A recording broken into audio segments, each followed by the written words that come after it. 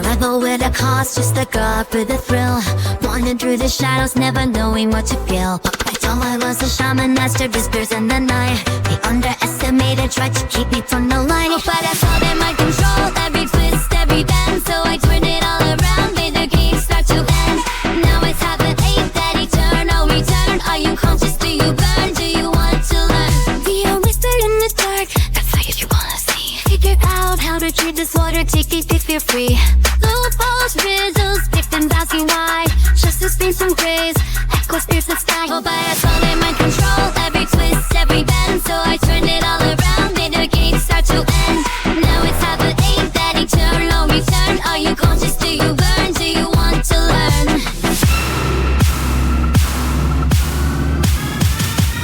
Nothing very nice, keep a smile in the ground. The roots grew deeper and we made a sound. I'm the who took it, who never stopped the fight. Reversing the shadows between truth and light. Throwing balls and victims, they won't be ignored. I'm here for justice to settle the score. Through trials and whispers, I grew stronger with time. What was hidden from me now sings in rhyme. Oh, but I saw them mind control, every twist, every bend. So I turned it all around, made the game start to end. Now it's happened, ain't that eternal return? Are you conscious, do you burn, do you want to learn?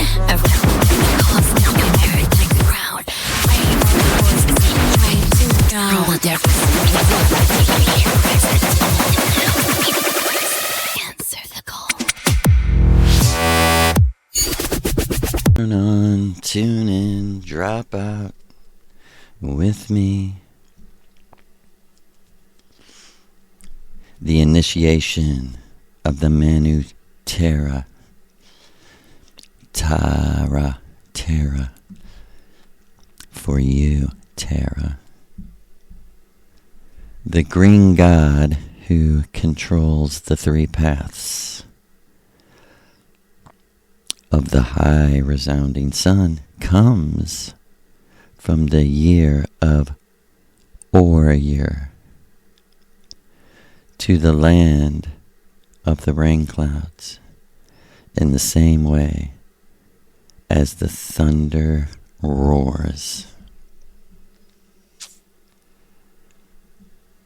Aluin, sitting under the last 3 Toromino trees in the crater of the volcano called Ramo Cow, making the mudra which destroys fear, recited the prayer of the lost continent of Lemuria. The green god who controls the three paths of the high resounding sun comes from the year Orsic to the land of the rain clouds in the same way as the thunder roars. And the thunder is the Leo lion of Lulu. Allah, Luja, Allah, Luja, Allah, Luja, Alleluia, help us remember. Alleluia, help us recover. Alleluia, lift us up to the place of return. Alleluia, may we chant your beautiful name. The only way is Yahweh. The only way is Jah's way. Why? Because he's God? No. And we're going to keep saying it till it's banished. God, as you've been taught as a Western woman or a man, does not exist. Energy exists, of course. But a personal God that chooses people, loves people, hates people, kills people, makes people, doesn't exist. What exists is a living holographic universe that millions of years in the future we basically are dared to go into. And when we enter it is like the house of mirrors, because it is the most useful data gathering test on individual personality that can happen. And I don't know, it just came to me, to let people know I am learning in real time still, of course. It took 14 years, I've been doing this now for 14 years. I remember at one point telling Mindy, it's taken it now that I am here, and here was the understanding that reality is an illusion and that most people here aren't real. Okay? I remember telling her it's taken 2 years for that just to sink into my mind. And believe me, I know that it's basically impossible without the magic plants and mushrooms to really experientially change. This is a fundamental change. We say real change is always fundamental. Real change, this is a fundamental change. I thought reality was real because of how strong of the emotions it was producing. It took 2 full years for me to understand that basically what was happening was exactly the previous ritual. That I have a nature, it's like a healing nature. So it gives people the benefit of the doubt. And that also helps. This is also a healing technique for unblocking energy and healing someone. In psychically healing someone. That's what we're talking about. Because most physical sickness caused in the matrix is caused by thoughts, which are usually caused by other people, whether real or not, and it all breaks down to energy. This is why people get divorced. This is why people fall in love. This is why people become fucking warm. The worst enemy. We equate lukewarm with boring, with boredom. And that's why we're speaking healing to you, because it's not fair if you're sick. If the slave master has made you sick, it's not fair. So we've come to be the equalizer in the moment. And we want you dearly. We pray right now. We request, we ask, true self, may you teach us to remember who we are. Teach us to recover the real, true sexual pleasure without guilt and influence from a very disgusting energy that we call evil, opposite of live. The true opposite of live.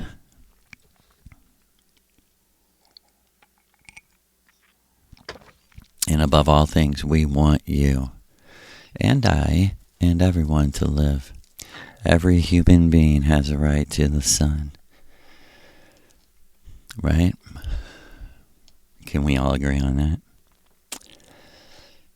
Every human being who has not committed force or fraud against another has a right to the sun in the sky. And someone might say, so what? Well, that's where God, family, country took away the magic of your life. The sun is magic.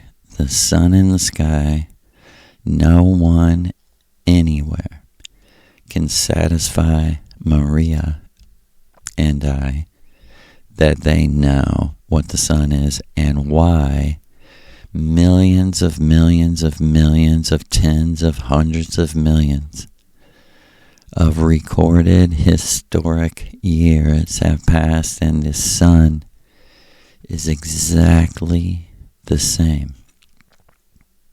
Exactly. And the whole, cosmic evil joke that Jesus Christ is the Son of God. You think it's a coincidence? You think it's a coincidence? And I'm saying this with our people to the rest of the masses, you dumb ass slave. Dumb slave. Do you think it's a coincidence that they have you running around talking about the Son of God was sacrificed for our sins, when you're saying S-U-N is the exact same pronunciation, and in your subconscious, in your unconscious even, is that the sun in the sky, if there's anything physical that would qualify as God, it's the sun in the sky, because the true definition of God is something beyond description, beyond words. And people are like, we can describe it, but you can't. Because, nigga, you can't answer my questions. What is the sun? Well, it's a gas. I don't believe you. You're acting like you're smarter than me. Because you went to the university, blah, blah, blah, blah, blah, blah. You got a degree and a master's and blah, blah, blah, blah. A PhD.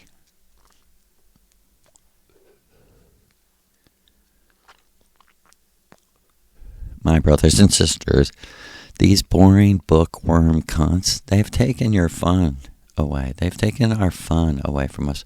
Our religion used to be fun before the Christians came. Our religion used to be the religion of community dance, song, music, theater, and unrestricted creativity.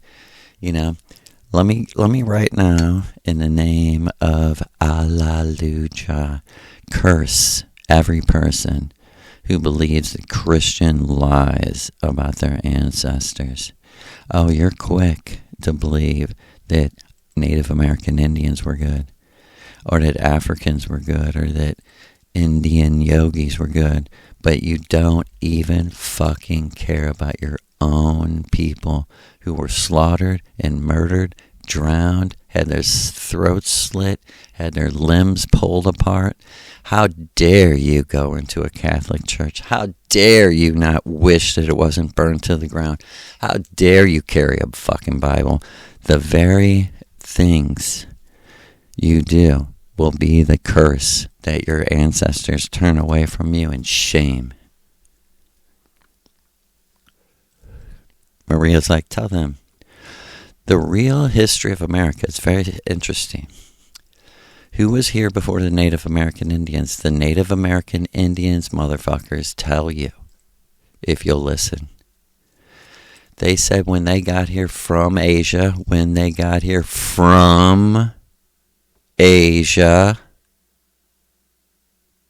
do you hear me? There was white giants here. Red hair, blonde hair, blue eyes, green eyes, all kinds of shit that was very rare where they came from. You ever notice that? Do you ever notice every really Asian person and African person has brown eyes? Every single one of them that's not mixed with white people. Do you know that? Why? Because white people are chosen to be supreme in killing their own people and using technology against their own people for the greed of money and luxuries. No. That's the reality. That's what happened. That's objective reality.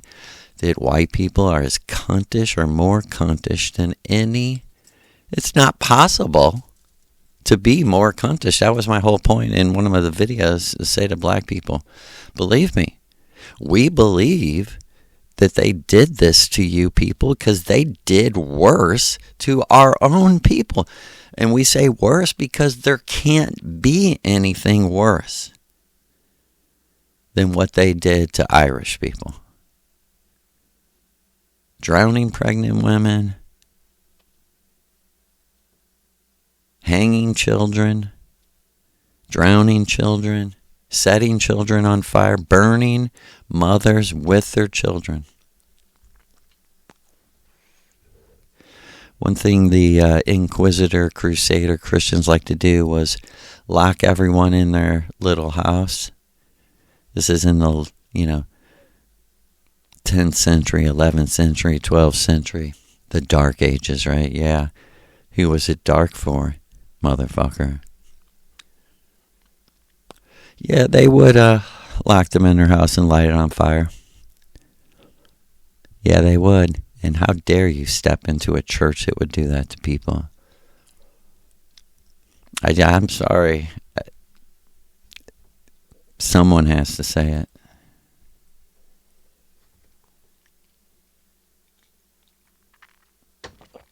And the second thing is, we come on behalf of all the innocent civilians, Jewish, Muslim, Christian, pagan, anything, whatever.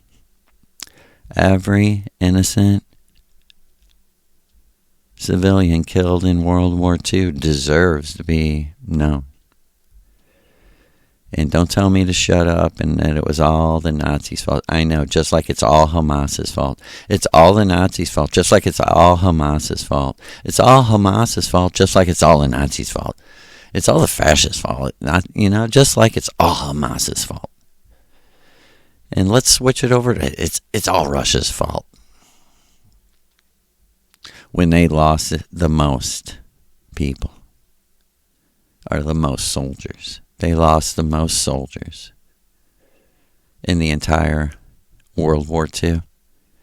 And America's going to turn around and pick a fight and pick a war with Russia. It's suicide, people. They're committing suicide. They're not this dumb. They're not this dumb. They want to see the greatest fall. They've built America up with all this wealth to watch it fall. I was trying to remember the book. Alan Moore's book, The Watchmen. And it's kind of like a Fight Club. Like these just people who love destruction. They love chaos. And you can't describe them. I'm trying to describe them. They love self-destruction. They get off on the fear that they put in other people. Again, we're going to make another prediction. There's going to be like Assassination Day in America where several people like Tucker Carlson or something like that, like more famous people that people really like, they're going to take out like 3 or 4 of these people in one single day because they want trauma-based reaction. They want to put you in a goddamn daze where you can't even fucking think. Because your favorite dude that you really knew had a good heart, he was not going to say, super rich boy, Tucker Carlson, Hunter Biden's roommate in college. That's right, Hunter Biden's roommate in college, at least for 1 year. Who's going to say he's not a good-hearted person? I mean, he's speaking up for Palestine, respect to Tucker Carlson, but he might just be the chosen revolutionary light, you know what I mean? To, delay the real revolution until it's too late. Let me tell you, I'm going to say it 3 times, right? The founding fathers put their very, very lives on the line. Tucker Carlson is no George Washington. Know these men. They were supernatural shamans. Thomas Jefferson was no Tucker Carlson. Thomas Jefferson was like Thor. And the great Thomas Paine, The Age of Reason. Tucker Carlson isn't worthy of standing in the same room as Thomas Paine. Tucker Carlson is actually a cock-sucking, dorky cunt. But at least he isn't evil. But make no doubt that this manicured TV personality is no hero, no warrior, right? Because the real war is being fought on the astral plane with energy, with concentration and meditation, what we call back home the faculty of imagination. You have like a hidden power, your hidden energy, your hidden power, your hidden vril is imagination. Even the ability to fantasize is the last imagination left in you.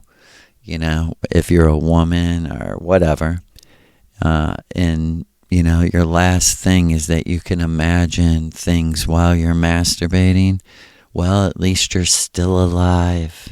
That means you're still alive.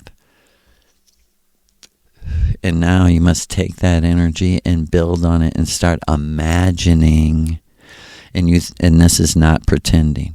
Back home, imagining is thinking with the ability to manifest and create, right? Imagination back home is thinking with the ability to create. Imagination is the ability to think and create from your thoughts. We would also use in this day of Oprah Winfrey the word manifestation, as we use the word source and ascend and blah, blah, blah, right? Everything without gods and goddesses, right? Because you stupid ass, I'm sorry, it's bad of me to just be like that. But if you don't have a real teacher that you really respect and obey, and you're just kind of flinging it off the top of your head, and you're trying, I know people are trying their best, but if you're only going to listen to us and not put any of it into practice, then we're just entertainment for you, right? In our proof that this isn't entertainment for you is we don't need anything from you. We don't need your money, your time, your anything. Your likes. We like that people like it, and we thank you, but we don't need that. We need each other is what we need. On an energetic level. On a psychic fun level. For keeping life fun. That's why we need each other. And basically, 14 years of separation. Like Maria, she said, Joe, do I have to just say it to you? What is making you sick is other people's energy, not your own. Like that was my turning point, USA. Do you hear me, my nigga? Dun dun ch. Dun dun ch. Dun ch dun. Do you hear me, nigga? Do you hear me, honky? Say honky, please. Honky, please. And we're coming to you 11/1/111/2025. And we're going back to the ancient history of America, right?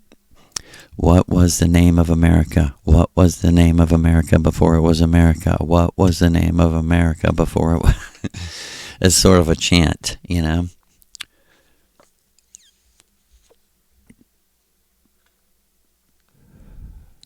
Charge. Well, like I was saying, the Indians will tell you.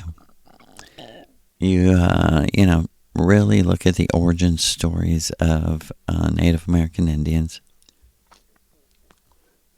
All kinds of them. But they all basically say that when Asians got to North America, there was and I'll kind of put my commentary of what I've been taught about this in there, right? They came to a small population of what they called white giants. And you know what the word giant was back then? A god. Giant was the same thing as a god. So the name of this country that the Native American Indians gave it, not that the giants, and I'm going to explain to you, they weren't the giants. They were mixed with the giants. This is a very complex, important part of history. They said, we named this whole, from, you know, Antarctica basically down to, you know, the bottom of South America, the whole North and South American continent. Most Indians, in one way or another, they tell you, some directly, like the Maya, and the very bigger ones, you know, that wrote books and stuff, that had already mixed with white people. They will tell you this, the whole Americas was called Albania. Albania. Albania. And what's that mean? Land of the white gods, like albino. Albania. It was the land of Albania, the land of the white gods.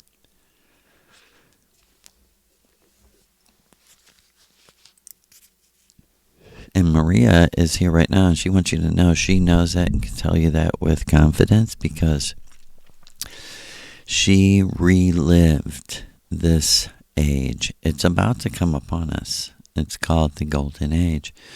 But she lived this age in the holographic simulation, okay? Because after she left Earth on the UFO, she went through her own magic initiations, and like she said, lots of simulated pussy eating. She wants people to get freaked out about that. Oh my God, you dirty whore.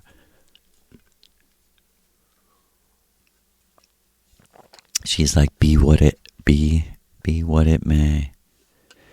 Be what it may to you, ladies. You don't know what you're missing.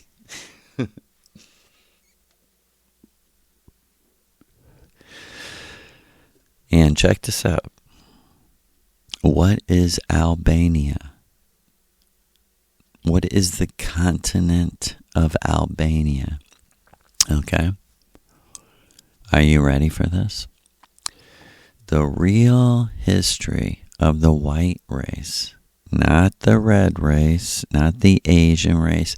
The giants, they had 3 unmixed races that were basically coded to the colors of nature, not literally, but vibrationally. White, red, and black. And like Maria said, do you think that's a coincidence that that's the colors of the Amanita muscaria mushroom, Jesus Christ, the Nazis, and on and on? People know this. They know that your subconscious reacts to the real ancient gods who are the previous mankind that we would call the giants. But it's very important for you to understand the first natural history and the matrix.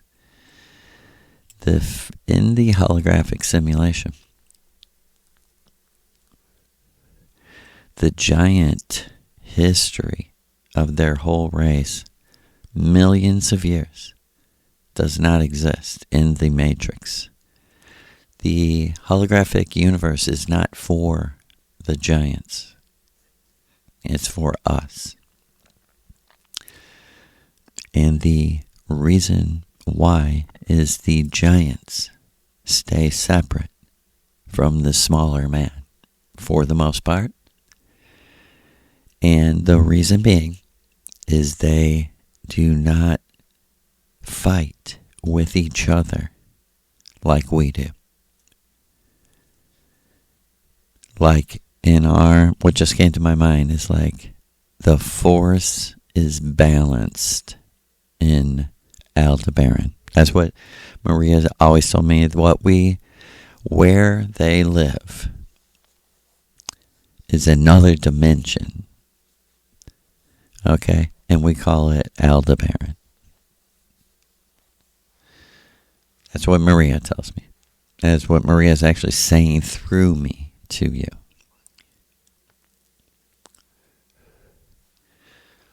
In the first time history,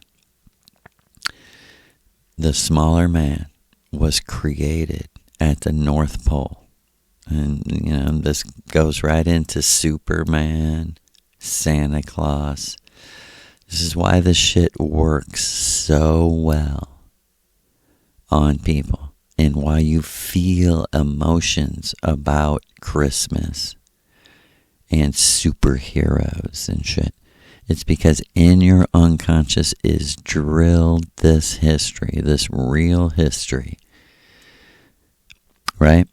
That when people like us got our origin, not our souls, but our bodies, our experience in the physical world, it was through the giants recreating a physical body and trying to get nature to automatically put this body into the cycle and put a soul into the body. They could not figure that out.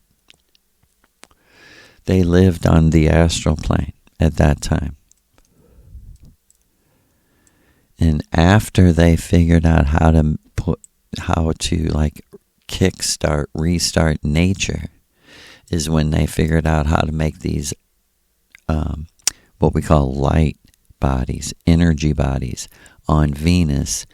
And that's how they got the whole process of a soul or a spirit coming into this energy body, the same exact way they did with the smaller man. And like Maria told me, believe it. This is the real fucking world. No all-powerful sovereign God rules over this. Like she said, trying to make this man was all kinds of crazy disasters of like soulless, half monkey, half man, half cat, half man, fucking Bigfoot, alien, whatever you can think of.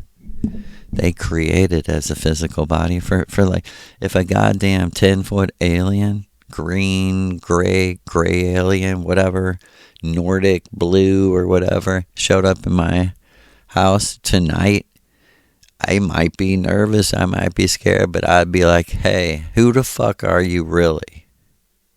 Well, I know this is some kind of illusionary fucking costume, but who are you really? That's what's going on. Magic is going on, nigga. And why can I say that? Because I've been paying the goddamn price to figure out this is just how I can say it. As far as I know, as a student of my teacher, Maria Orsic, as far as I know, everything that's come to me that tried to make me believe that it wasn't a man doing magic was. See, let me tell you something. Let me tell you, man, a goddamn perfect example. I, as a Christian for 7 years, or shit, more, 9 years. I, as a Christian for 9 years, completely believed I was in Ephesians chapter 6. We wrestle not with flesh and blood, but against the powers and principalities of invisible powers, right? I'm thinking the Bible's literally true, and I'm thinking God created these other beings that are like, they don't have genitals. Sound familiar? Sound familiar? Should I say it again? Sound familiar? Like what I said about real people on Venus? If they have wings and blah, blah, blah, blah, and they chant shit at the fucking throne of God forever. That sounds like a nightmare, doesn't it? It sounds like a soulless robot, doesn't it? You know what I'm talking about? There's angels at the throne of God, and they say the same shit for eternity. Glory be to God. His dick is so fucking big and blah, blah, blah. He's so beautiful. God damn, he is an absolute compliment whore. You know, and they say that over and over for eternity. Praise God, because he's a compliment whore. He needs you to fucking constantly say, praise, praise, praise. You're great, you're great. When do I get to do anything? I got to stand here and say you're great the whole fucking time? That makes you not great. That makes you suck. That makes you our new boss. You're just our new Jewish boss.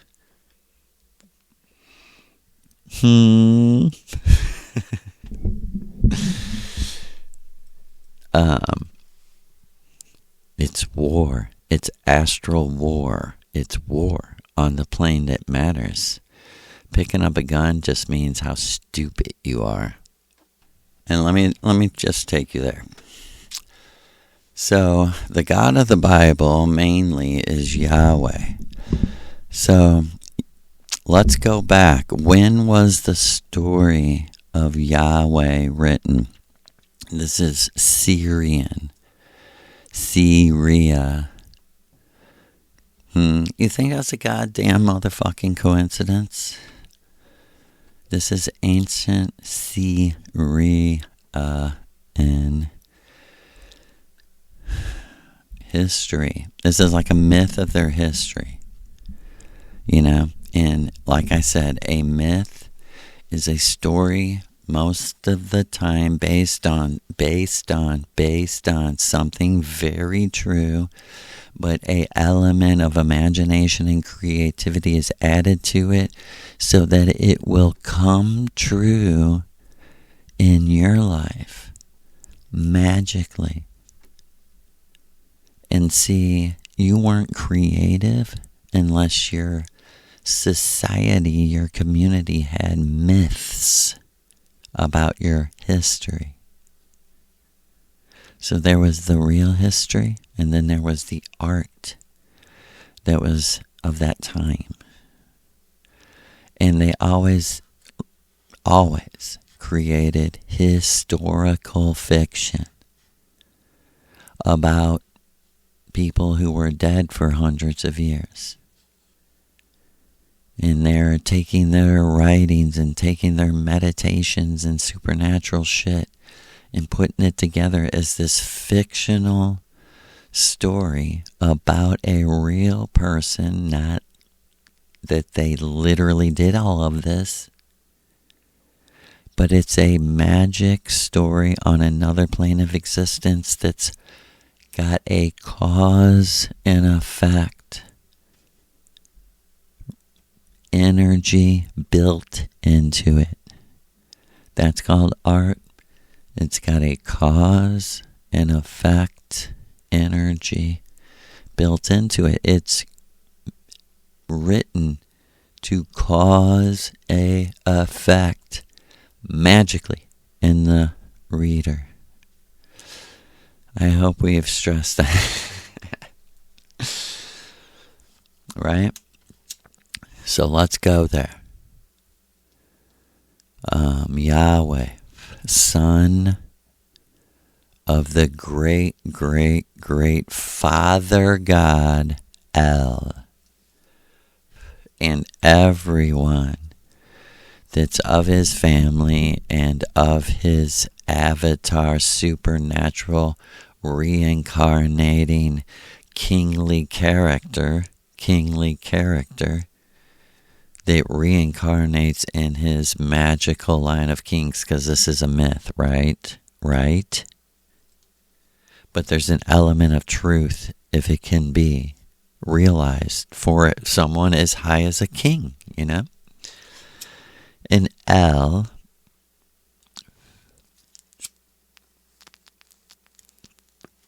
had a... So I was learning, I had learned this, but I was learning this. I just want to put this in context.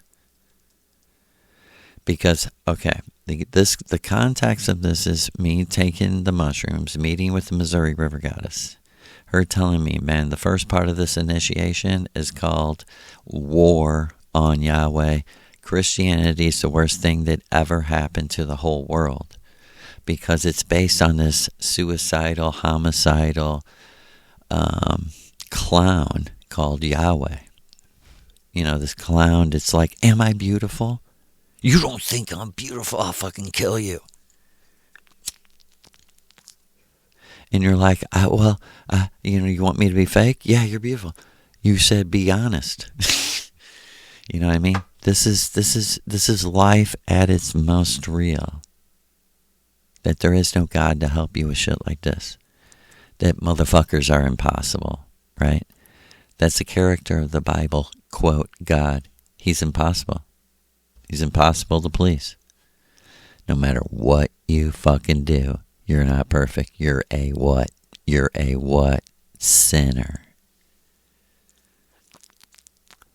And, you know, and the crazy pedophile pastor will tell you that means falling short of the perfection of God, the mark of God, falling short of perfection.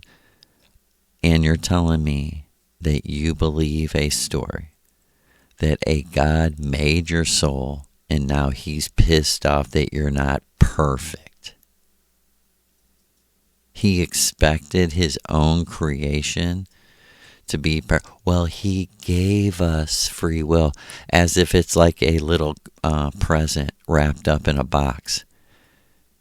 Either you were born with the ability to think for yourself or you're not. Everyone that tells me they have free will is completely brainwashed with no free will whatsoever, no free choice. Their free choice is, you got to choose this pissed off Jewish God or Satan. Satan. I mean, it would be fucking heavy metal and fucking leather and fucking, it would be strip club forever. It would be heavy metal strip club for eternity with a giant hangover. And the Christians are like, we don't want that. No. Abortions and partying. No. I'm not saying this is the paradigm you think you're forced into because you were born into. Can we stress that enough? I can't stand motherfuckers who are like, I'm not Christian, but I believe in Source, God, and I totally feel guilty, sinner, and I'm working on myself, repent, and and it's just all blah, blah, blah, blah, blah, the same bullshit. And I'm sorry. I was that. I'm sorry to be mean to people who are at that level right now. I don't mean to be. But I was like that. I wish I had myself to say, hey, dude, snap out of it. What's actually fucking real? Start dealing with that and you will stop wasting your time. You know, like someone asked me not too long ago, I'm sure you have no regrets. I said, what? Dude, I have nothing. I regret every mistake, every bad decision. You know, that's not how I got here, pretending that everything's just okay. No.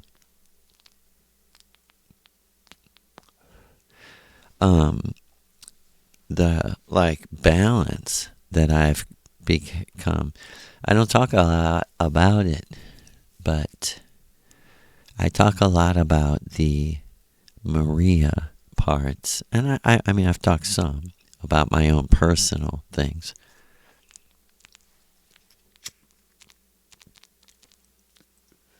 Like I said, war on Yahweh, right? But I also had a parallel, every ritual, 5 grams of mushrooms.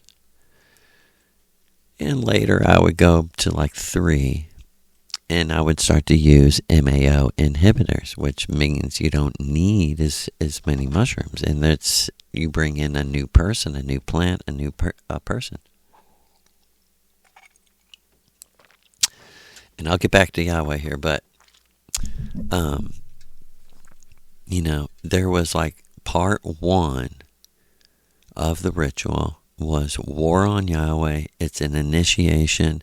You literally have to overcome the myth of your age that was psychic, that you psychically were born into the energy of it.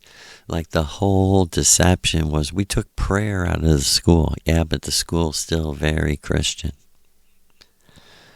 The school still does not say a word about our pagan ancestors, who they were, how they lived, and how they were murdered by Christians. They cover for Christians, right? You have the leftist Christians. It's our culture. Then your culture sucks and needs to be changed. Why do you need someone else's culture? Why aren't you proud? Oh, so what are you, German? Why aren't you proud of Nordic culture? Why are you an American now? And I'm going to get back to Albania and the giants and what happened and how the smaller man was mixed with a half giant, kind of like demigods of the mythology. And also, okay, check this out. This totally coincides.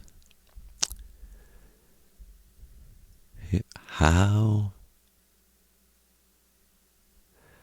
did the smaller human race begin?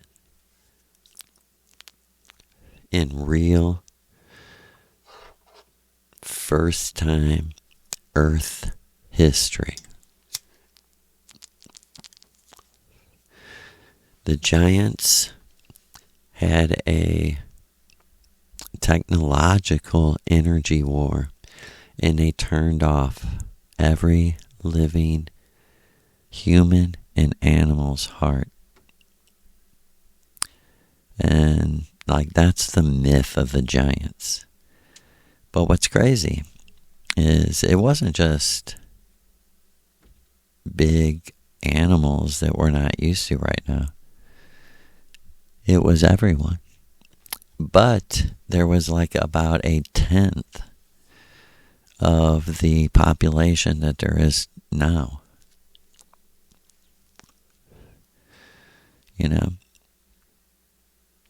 instead of 7 billion people, I mean, it was, way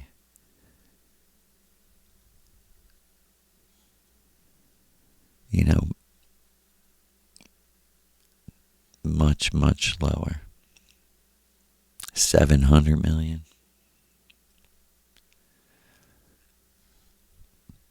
Right? Something like that. 500, 600 million. Right? Do you want to know why? Because they were more at the end of their lives. And this would be like, 5 million BC. There was a big long gap of letting the earth recover, recreating animals. This is where you get your Noah's Ark thing, and this is where you get your flood myth. The real. See, all the other floods are local water floods. The real flood was the global flood that killed everyone. Nobody has a myth of that. The Bible says one person was saved, but Lucifer, Alleluia, told me to my face, no one was saved. Everyone died because it was an technological energy flood. And we're about to get back to that stage where they can use your phone to kill you. They'll send out a frequency wave that will stop your heart. It will give you a heart attack. I guarantee you within a couple years, we're all going to not be carrying phones around. And we're all going to be like, dude, keep that fucking phone in a case. It can kill you. It can flash out a fucking ray and kill you. They have that technology right this goddamn fucking minute. And they've had it for a while. They can drive by your house and shoot you with fucking different rays that give you cancer and shit. And believe, the only thing that can protect you from this technology is your own thoughts. Why is that possible, Joe? Because we're living in a holographic illusion. It's like living in a mushroom trip. So you have to take command of your own reality and your own physicality, your own, locality. And you have to believe. You have to know. You have to believe in know. Believe would be the active energy of knowing. Right? Like if someone says, like, do you believe in me? You don't say, no, I know you. You know what I mean? There's two complete different contexts. There's an inspirational context of like, I believe in you. I believe in you. And when you're saying that, you're saying, I believe you have no beginning and no end. I believe no matter what happens, it's all ordained. We'll always be one, no matter if we win or lose. That's the real truth. It really is. It is so sad that America turned out to suck so bad.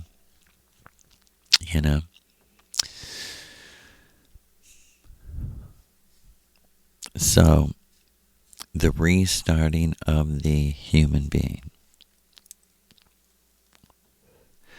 This is exactly what I was told in 2011. Joe, the giants in she was the Missouri River goddess at that time to me. The Mo River goddess told me, she said, listen, I know this and can say this to you this blatantly, facts, relaxed, that I know it's the truth. She said, Joe, for 4.5 million years, one of these giants has been my personal god, and he's my husband also. I was like, oh, I didn't hear anything else, but he's my husband. I went, oh, you have a husband? I was like, I said to her, I couldn't help myself. I said, who the fuck could be your husband? I said, damn, he must be crazy powerful. That he's over. And she's like, I don't mean that I'm his wife like earthlings. He's my teacher. He's everything. We're one. He's the wisest man in the whole universe.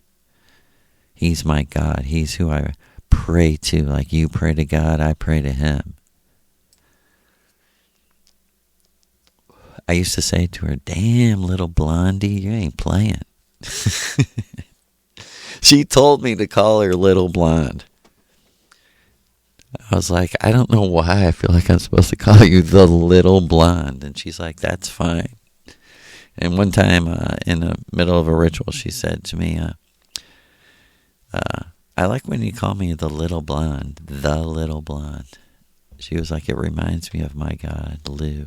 This is way before I ever knew anything really about Lou. And this is the story. This is the story. This is where Lou comes into the story, right?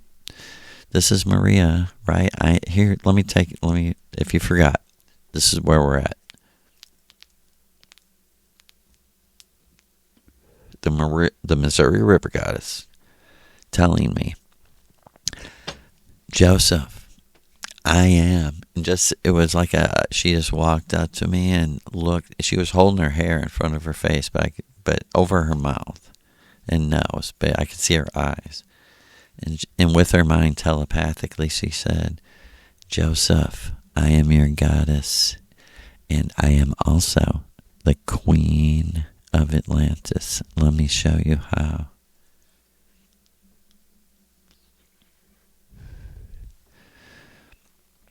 And what she meant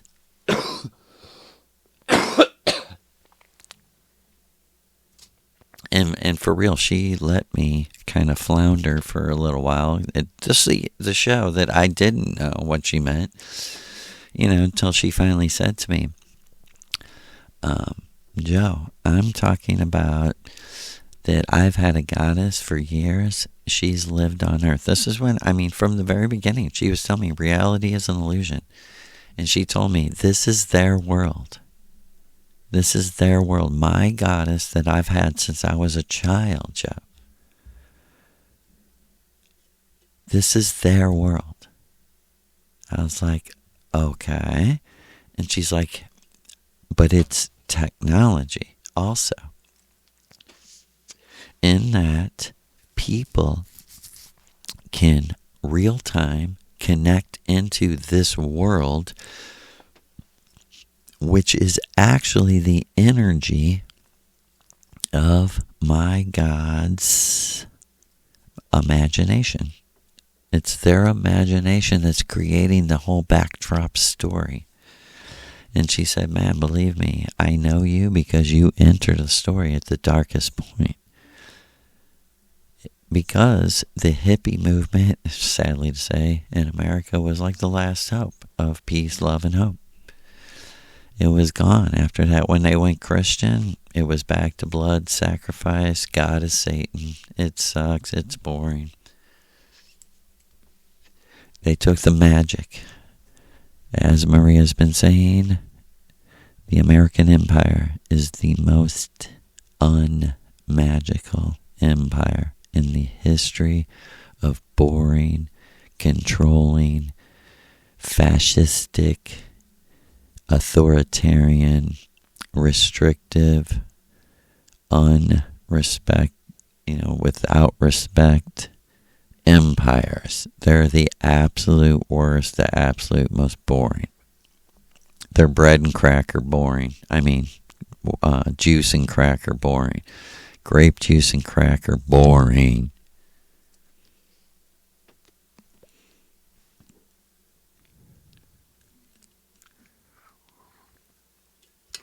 Okay, and this is what she told me. She said, this was near the end of the war on Yahweh. She said, Joe, do you want to... She said, now, all of a sudden, I drank my mushrooms. I show up with her, and she's like, congratulations. Last week, you unconsciously, you had no idea, but you were passing the final test of the first part of this initiation, which if you can't pass, you can't go to the next part. I go, oh my God. She's like, so in a way we're celebrating. She's like, Joe, you overcame a fictional character called Yahweh. And kind of winked at me like, it sounds funny, but it's a lot because you're born into it. You're born into a lie, a lying culture, a lying post-World War II government that would experiment on its own people over and over and over and over and over and over and over. You think they've stopped? You think they've stopped?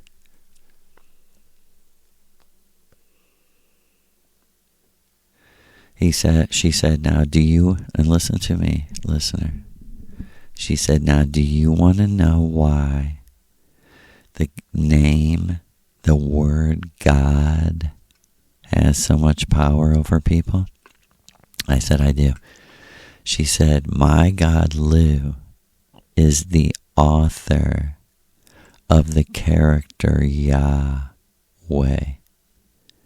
She said, which breaks down to Yah, or, and I went, Jah. And she said, okay, can you handle this?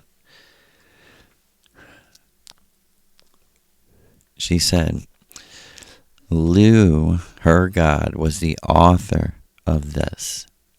And it was in a representation that his soul was like sacrificed to mankind when he lost his 9 children in a matter of 24 hours. They were all murdered. This is what makes Lucifer Lucifer. This is why he's mourning with his wife, blocking the poisonous energy. He's mourning that they're all gone from the physical plane of earth. He's mourning the death of 9, from 7 months all the way up to 20 years old. He's mourning the deaths of these 9 children.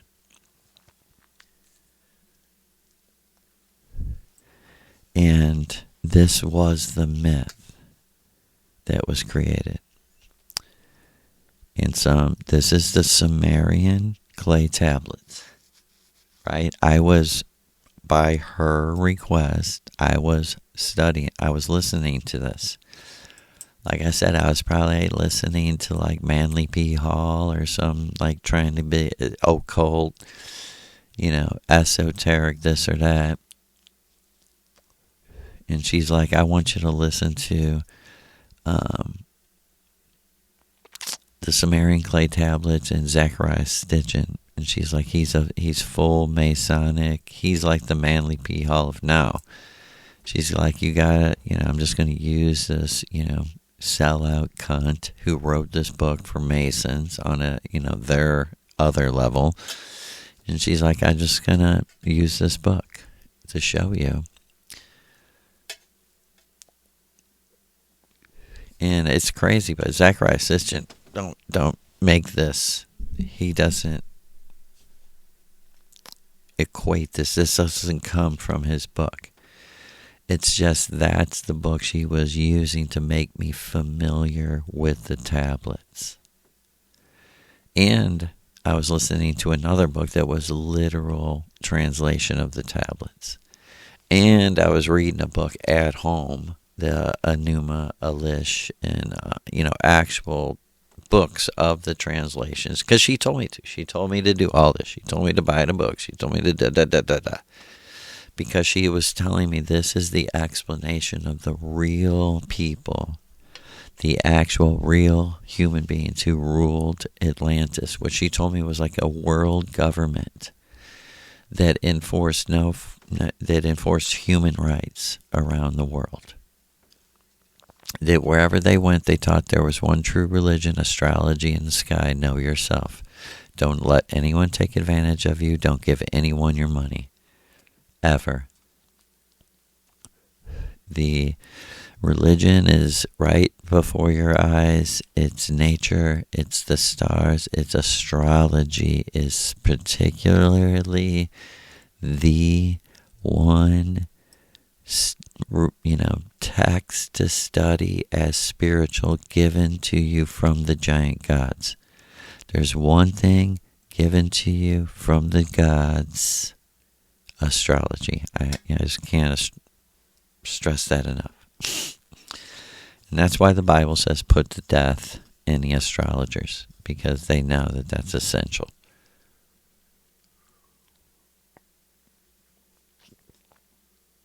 This is where Hallelujah comes from.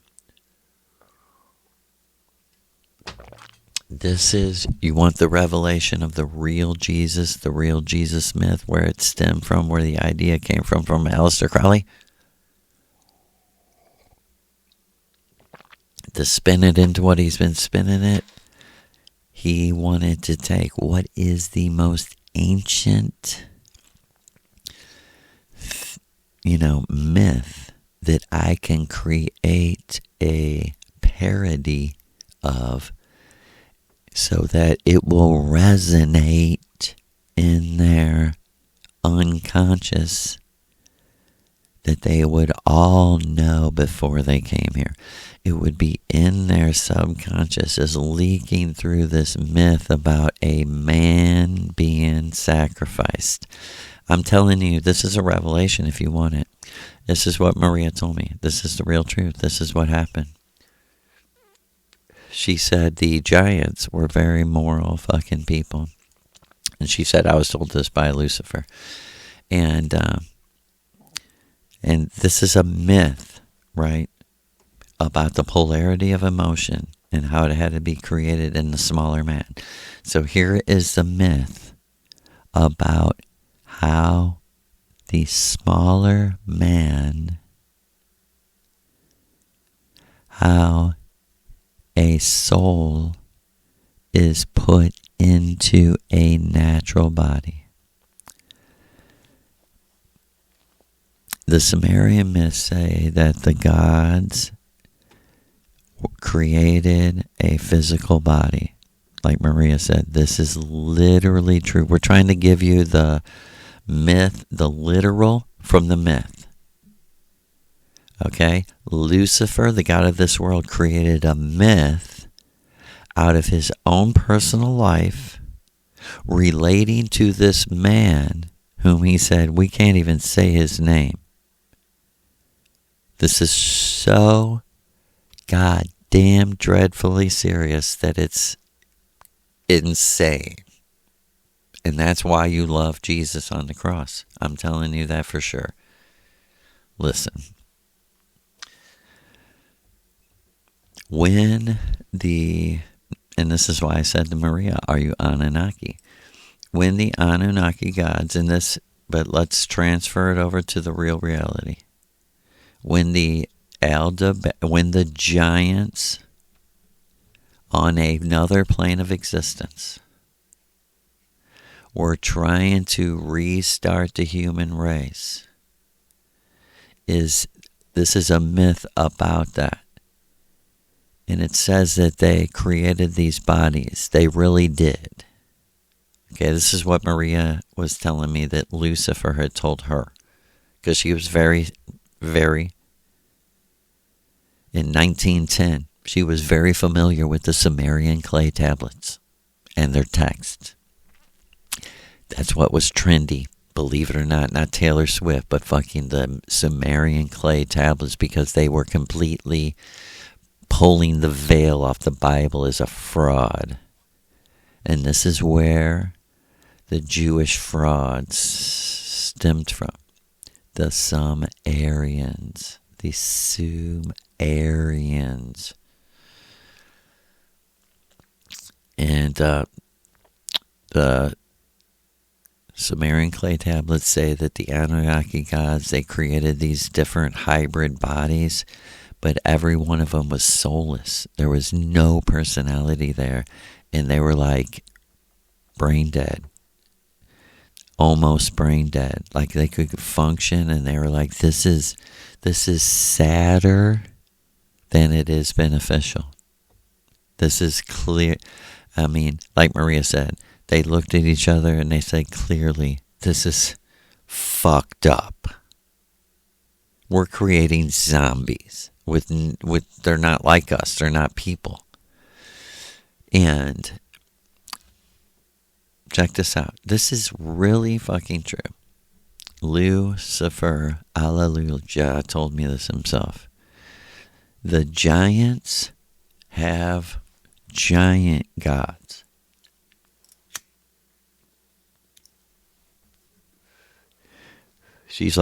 Lou's like, there's gods over me. And we don't know how deep it goes. This goes into these people who are human beings like me, you and me. But they haven't had contact with people like us in billions of fucking years. Nor even contact with people like Lou in any physical way. There are very many hundreds of millions of human beings who never, ever, ever, ever, ever, ever, can I stress it, want to be physical ever again. They don't need any of the physical pleasure, vril. They don't need the sun in the sky. They need none of it. They exist on the plane of the green thunderbolt, on the plane of the black sun, which means they don't need sunlight because they are the energy of the sun. They have become one with the very energy that's undescribable, unknowable, and the practicality is a creativity that keeps satisfying itself. And I was taken to one of these worlds of a regular human being like us that's kind of like that. Okay, you got that? I was taken by Maria to a person who lived on Earth in 1500 BC, in the real Earth time. And he totally rejected going back to the Earth hologram and all of that. Like Maria said, millions of years, Joe, before his true self had planned all this. And he had a one-time Earth experience, has never been involved again with human beings in any other way. This is just a regular person like me and you that lived one life, died, never again, has always lived as the avatar of the true self in their own dimension, their own world. And when they were asked to come back to Venus, as anyone that did live on the first time Earth is sought out on these other planes of existence by magicians and shamans to come back to Venus and live physical lives again. The people who absolutely reject that, this person that Maria took me to absolutely rejected that. And I'm not kidding you, man. She took me. She was like, Joe, this was part of the training for the overall reason why I'm here, to imagine my own world. And I know that sounds stupid, but it's because you don't understand the Venusian definition of imagination. Imagination is creation. And creation is like, the highest level vril entertainment. Like she said, Joe, she said this to me, what's the greatest entertainment? I said, I don't know. And she said, I think your finger in my pussy, causing me to orgasm is about the greatest entertainment ever. And it was like it just rippled out through the worlds of what are we doing? Why would I spend so much time worrying, stressed? I mean, you know what I mean? How could life be without this as the center? How could this not be the center of culture and reality? Of course, I think it should be private, but to act like it doesn't exist in the the world of magic, to act like there's spirituality without vril, without libido, without orgasm. You know, like Maria said, you know what makes me different from an animal? My orgasm. And how I direct it to heal little children. And how I direct it to free women of their rapist. How I use it to bring a energy, vibration of healing to everyone connected to me. I was like, I know, we just think it's dirty. We think it's porn. You know, let me tell you, you have to stop.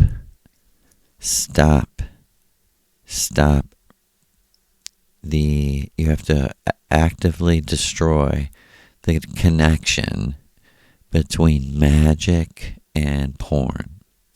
It's a commercialized word even. The word don't feel right. Right? Magic is the magic energy of pleasure. And like Maria has told me over and over, no one's there to tell you what's right or wrong, how you get there. She said, is it not true or is it true? Your mind tends to go where it wants by instinct. And you might think, well, I'm pretty crazy. I had a friend tell me, my girlfriend's best friend, tell me it was very hard for her to orgasm. And after a while, I think she is a wise person, wise girlfriend, she said, she said, I'm, telling you what to do or something. She said, but you need to think about the right things, Like, I think she was really trying to help her at the same time, but what she really, and Venus would be saying, is you need to imagine the right things. Like, this is so important to gather this sunlight energy, process it into vril, and release it. And that it's so important, my girlfriend was saying, that you got to really think about think about what really excites you. Like, don't be afraid. I think my girlfriend was saying, like, don't be afraid to think anything.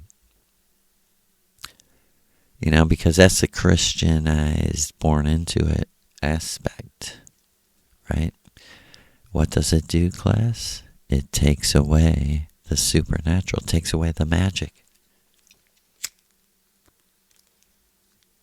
Either you're about it or you're not. And people are like, you can't be right, nigga. It's almost, you're like moving out onto the subjective, objective level. With the, like, you can't be right. On a subjective level, I'm telling you, like, my opinion might not matter to you, but I can't be wrong about my own life and the own explanations and answers. The answers to, like, I think a lot of people, I'm 56, I think a lot of people, when they get older, like in their 40s, start to realize, like, oh my God, like, something's drastically wrong. right? And like Maria said, that's because they're energetically have peaked on a sort of matrix level. And they're dying. All of a sudden, they're like, oh my God, I'm dying. And the very vitality, real libido that keeps you alive is dying.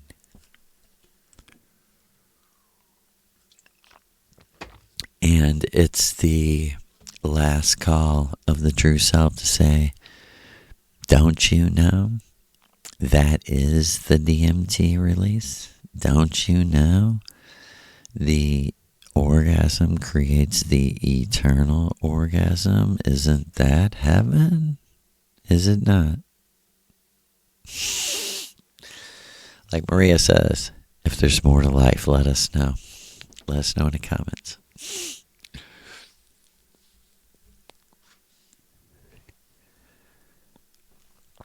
Okay, and I never really got to it, right? About the giants, and this is all has to do. You see how Maria is doing this.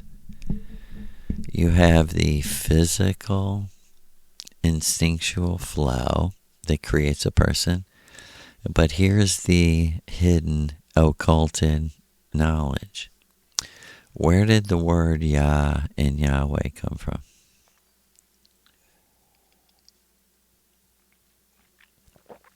El Shaddai, Yahweh, his son. Where did this myth come from? This is what Lucifer told me. It's based on my own story that when my 9 children were murdered, I died. I was crucified on a tree, and my last thought was, Donna is going to be murdered too, and all I want to now know is when I die, will I be with them? That's all I want to know. Is love, he said, what it means, what this whole myth means is, I want to know, does our connection go beyond the physical world? He's like, that's all I want to know now. I just want to know that I know I'm going to die. My enemies surround me. And like he said, I didn't end up dying. Donna didn't end up dying, but I thought we were going to die when I wrote this. And he said, this is what came out of me as art later through this experience. That in the same way that this man, okay, this is where the name came from. The son of El, Yahweh. The name came from the man in the first time physical reality. They could not figure out how to get a soul into a created, GMO'd physical body. And they were trying their best to like kind of improve on their bodies. That's why they made them smaller, so they'd need less food. Basic. Less water. Less everything. But it would also make them a little more at danger, but they knew we can give them technology. Psychically. Like they were saying, a gun kind of equalizes everything. A small man can shoot a giant thing and kill it. This is exactly what she told me. She said, now that you've overcome the psychological nightmare called the Bible and Yahweh, she said, now this is where the myth comes from.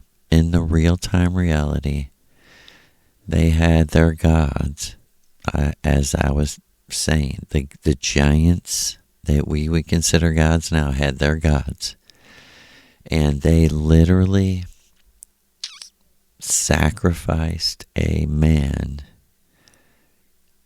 next to a soulless, actually it was like electronically connected to the man through technology, this man, and they put him to death in a ritual and called his spirit into this body.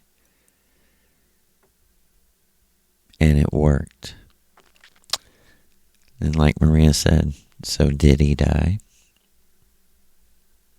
This man of faith is what your Jesus is based on. And is what Adam is based on. Yah was the first human, smaller human man. What we know is the human race since the giants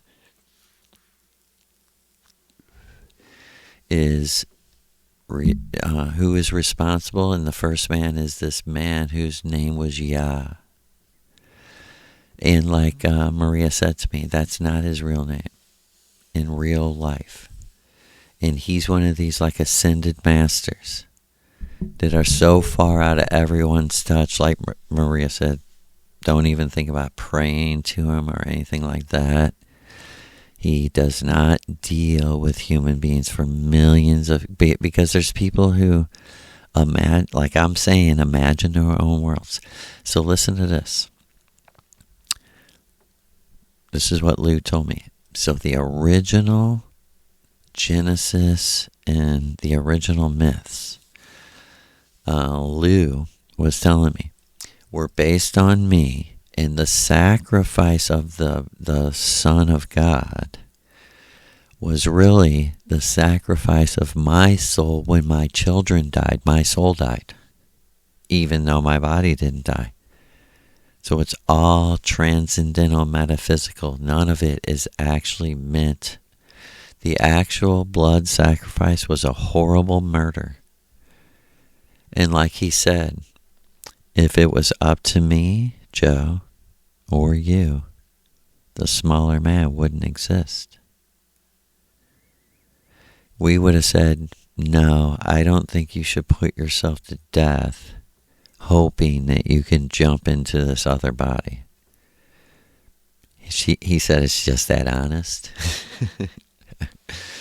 And he said, because of this weird place I came in my life after losing my 9 children, he said,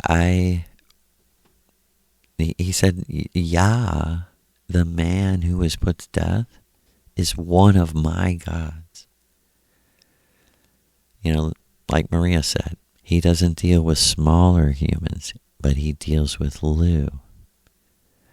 This is what Lucifer told me. The reason I said the Bible is my book is my God, the Aldebaran giant, Yah, who was the first man sacrificed, the man sacrificed for the smaller man to exist. He was the first human. He's our father of all humans, is Yah. But he's not Yahweh. Okay? So, the Bible, the original Bible, was these myths about Yah, the first man, the first smaller man that ever lived, who was mixed with the giants. The most giant of the smaller man. And like Lou said, he was almost 10 foot tall, so you would think he was a giant. But he was a smaller man. And listen, on the practical side, why did they do this? This is why. Listen to me, listener. Once Yah was in the new smaller man body, they were like, bring those smaller giantesses in and start fucking all of them. Get them all pregnant. Because they wanted to know, is the child going to have a conscious soul? Or is it going to be a zombie? And when when the first child was born, right? This would be like Cain and Abel, the first Adam and Eve's child. I mean, they hooked him right up to this machines, and where they were looking in his eyes, and they're like, I think he's in there, and that, like she said, this is like the celebration of celebrations of the giants, is we fucking did it. We fucking did it. In a way, it was a human sacrifice, but in a realistic way, it was a human transfer. He just transferred out of the giant body into the smaller body.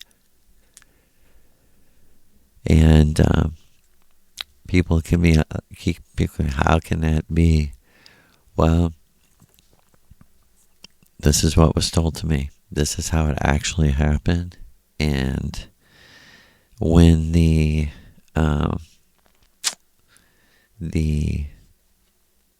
someone might say, well, how was he sacrificed?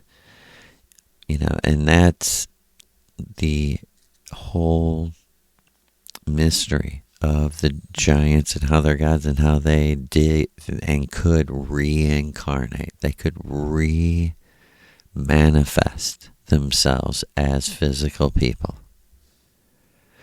They understood like molecular science to such a degree that they had built technology. It took millions and millions of years to actually materialize into, it's like resurrecting the ashes of energy that never went away. And this is where the whole resurrection in the Bible and shit comes from. It comes from all real technology that already existed. And like Maria said, not even the Bible. Okay, let's get back to the Bible and Yahweh. Okay, what it is, and like Lou said, it's been changed.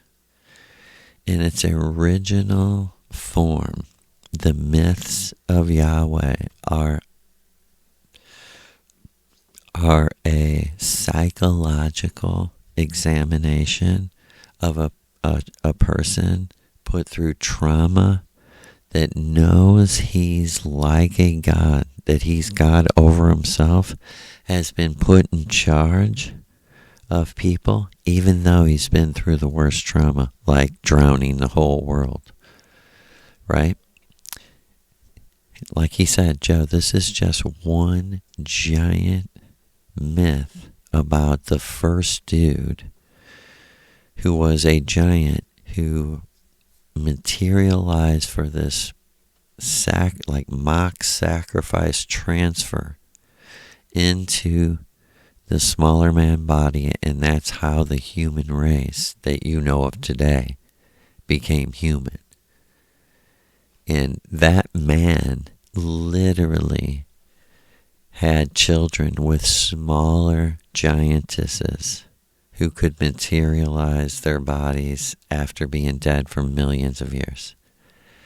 And like Lou said to me, Joe, you have no idea the power of people and the magic that comes from other dimensions, and he's like, that's what I mean by the green thunderbolt.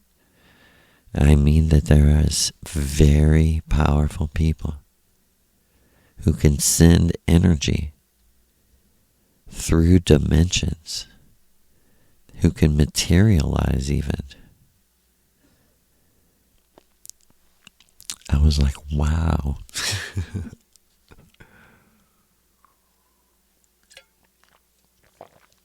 He said, why do I say, this happened to me. This 10'8" giant dude dressed as Robin Hood, Obi-Wan Kenobi. He kind of put them all together. He said to me, Joe, I'm the author of the modern Bible, which you have to understand is kind of like a version of other shit. Because, why? Because the Bible played listen to me close, why this is real. The Bible was proven to be absolute shite. Because in 1948, June 6, 1948, the final human beings died from a nuclear winter. It only really took one full nuclear winter to kill the whole world. Once there's no food, there's no food. Read your Bible. I think it says a fourth or a third of the world is killed by famine.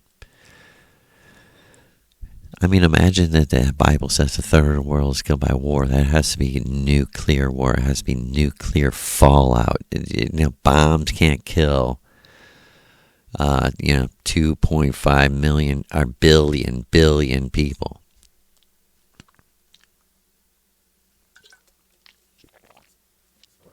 The book of Revelation is prophesizing energy weapons, killing everything like heat-seeking, electronic, EMF weapons to turn off people's heart. They give you a heart attack through your phone. They probably send a wave through the phone right now to kill like 100 million people. In America alone, I mean, a third of the American population alone. You know what I mean? Their physicality is probably so weak. They could send these vibes right now. You're seeing it happen all the time.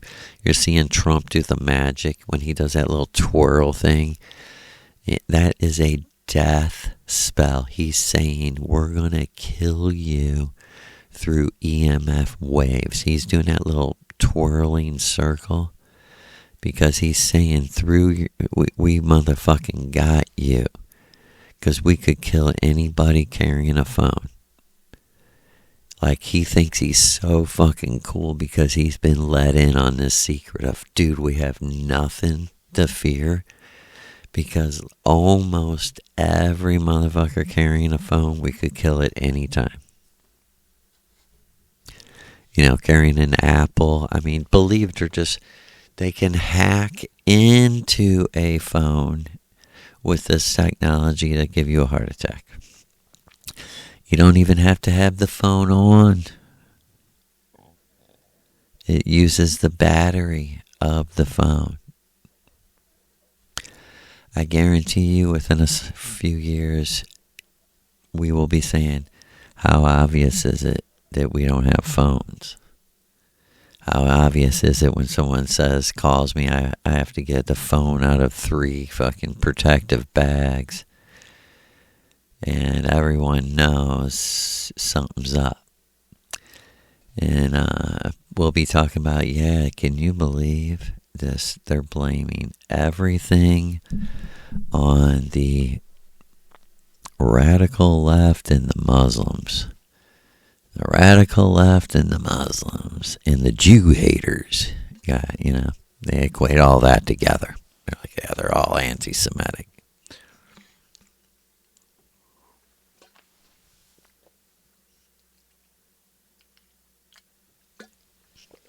And let me ask you, white European people who are listening, what do you think they were saying when they were saying, this man right here, he's worthy of being tied to a stake and burnt alive? What were they saying? He has symbols of Satan. He believes his religion is supreme. He's a Nordic supremacist. All lies, lies. I mean, that was the breaking point with Maria Orsic, whom I didn't know. That was this is how I found out. With all her hair, she had all her hair out. Nothing, no hair, no headband, nothing. And, but she wouldn't look at me. She kept, kind of looking at me and turning away while she was talking. And she was like, I swear I know you. This is exactly, if people want to know how she is and how this worked. I mean, this was, 13 months into it, so at least 50-something rituals of me knowing her as this magic name, the Missouri River Goddess. And I was like, wow, you look beautiful, because she had a long dress on, white, And she looked like dressed up to go out, like, you know. And yet she had sort of like a little, like a sweater, like a long sweater kind of over it. And she was smoking a cigarette in her cigarette holder with her left hand. And she was like, I swear I know you. I swear I know you before you came here. You know, she's like, I just know you need me to keep saying it, but I'm your mother. And I love you like no one else. And she was like, don't ask me how I know. She's like, but I check in with you and I talk to you while you're sleeping. She said, but I know on earth you've said everything's a lie. And she said, what have I been teaching you for the last 13 months? I said that reality is an illusion, that we really are in the Matrix. And she was like, it's like you're beginning to realize it. I said, yeah. And I swear she was like walking away from me when she was saying this, and she like, you know, increased the volume of her voice, knowing like she was completely facing the other way.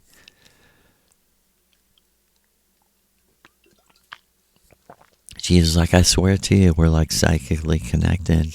She was like, it's almost like I can see you. And then she made me see myself. She's like, I could swear you've said before and really meant it. Like, everything is a lie. And I see myself saying it out of just pure frustration. In like the 90s, you know, in the early 2000s. Like, everything's a fucking lie. And she's like, now that you know that the Bible in a literal context is a complete lie, she said, you know, do you see how you were prophesying? Everything is a lie, including the Bible. She was like, when you said that, you were like everything but the Bible. I was like, yeah, you're exactly right. And she's like, I'm not saying this to be mean, Joe. I'm saying it because I am respectfully proving to you. I've been paying attention to you because I love you. I've been paying attention to your life. And this was one of the very first times ever. She was like, she turned around with her cigarette and blew out some smoke, and she was like, look at me. She was like, you said it again. I see myself again saying, man, like everything's a fucking lie. And I was like, reality is an illusion. Everything's a lie. And she said, but it's still on two different levels. And I was like, huh? This when she was like looking right in my eyes. And she was like, everything except World War II. And it was just like silent for a second. And I went, they're lying about everything. And she's like, everything. She said, you know how I know? She said in the data, these people who are in control of the media and in control of the publishing companies and control of the data information, she said in 1 million data points, this would be the first time they ever told the truth, ever.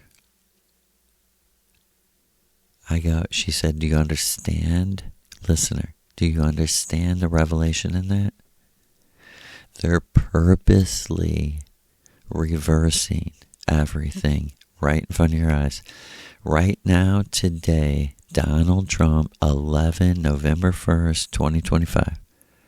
Right now, today, right this day, they have killed 500,000 or 600,000 Palestinians who were basically unarmed, locked in a fucking very small piece of land, locked in, could not get out, checkpoints, fences, electronic fences, and their backs to the fucking sea, to the ocean. And right now, after mass murdering 600,000 people by mainly collapsing buildings on top of people, today, the President of the United States said that Israel should be proud of what they've done, and that Hamas is to blame, and Hamas is the bad guys, Hamas are the terrorists. No matter what happens, the Jews are good, and the Palestinians are bad. He literally, after all of this genocide, to this day, he's literally saying, these are the good guys, Palestinians are the bad guys. Because in some way or another, they support Hamas. But Hamas, because they were financially surrounded, wouldn't even have lived without Israeli, American, financier, banker support. That's a reality in this world. They got so much control, they got to finance their own enemies. You gotta love that.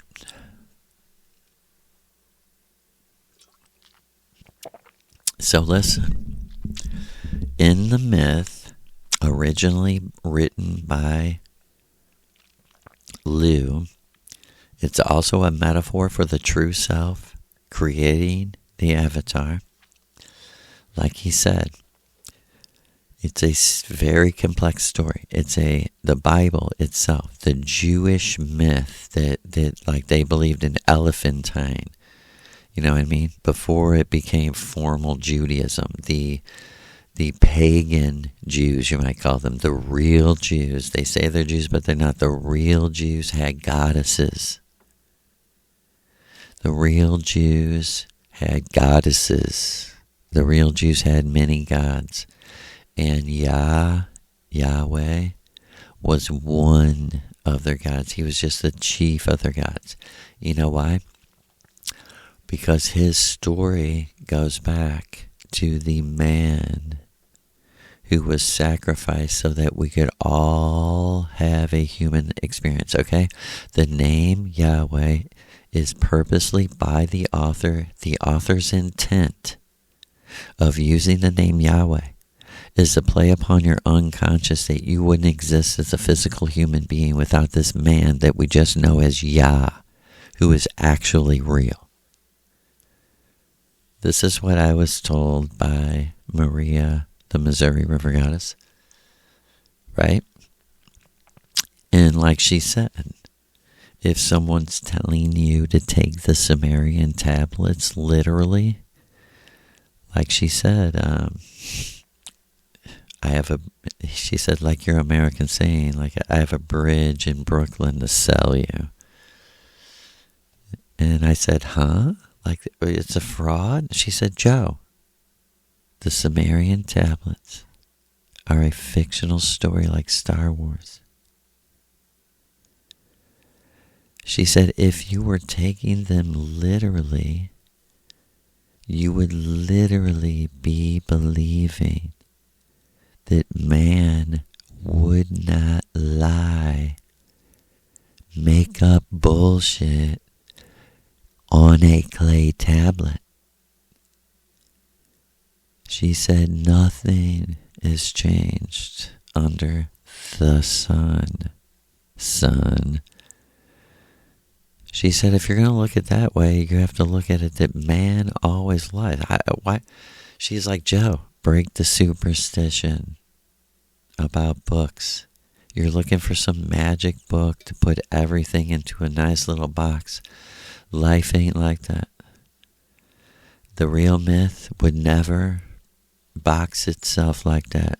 Like she said, the real myth is amor, love without death. The real myth is I don't give a fuck about Yah or the first man that was sacrificed. I love her. Or I love him.